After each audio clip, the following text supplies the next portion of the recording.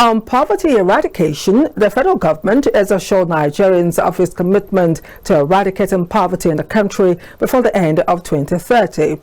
Speaking in Abuja at a multi-stakeholder dialogue on poverty themed Rethinking Poverty Reduction Strategies in Nigeria, the Minister of Budget and National Planning, Senator Abubakar Bagudu, says President Bola Ahmed Tinubu has embarked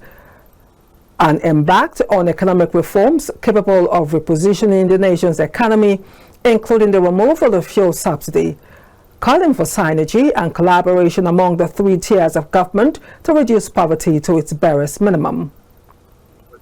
The biggest social protection is to ensure that those who are hardworking are generating appropriate reward for their efforts, while paying an attention to those who are otherwise disadvantaged, either physically handicapped or other, so that social transfers go to them.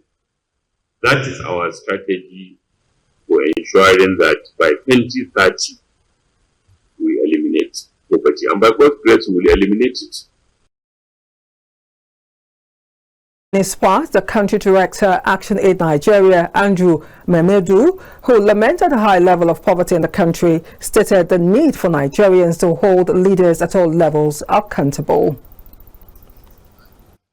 Our budget was about $3.1 billion. When you convert it, the federal budget, the federal government's budget, when Obasanjo came in, the first budget he had, if you convert it with Rwanda as at that rate, was about $3.1 billion. So specifically, it was about 300 billion naira. That was the first budget we had. And today, our budget, federal budget, what was approved was it's 36 billion, about $36 billion with the current exchange rate, and that's about 55 trillion naira. So our budget has grown significantly. If you want to use the dollar equivalent, that's over a 1,000% increase from 3.1 billion to 36 billion. So if you want to look at it, it has grown significantly. But in all of this at the federal level, I'm going to come to the states. But if you want to look at it, the level of poverty is not reducing commensurately. It means that we have to get some things, we have to do some things differently. We need to rethink our strategy. Other stakeholders who bore their minds at the event stated the need for government at all levels to re-strategize for greater results.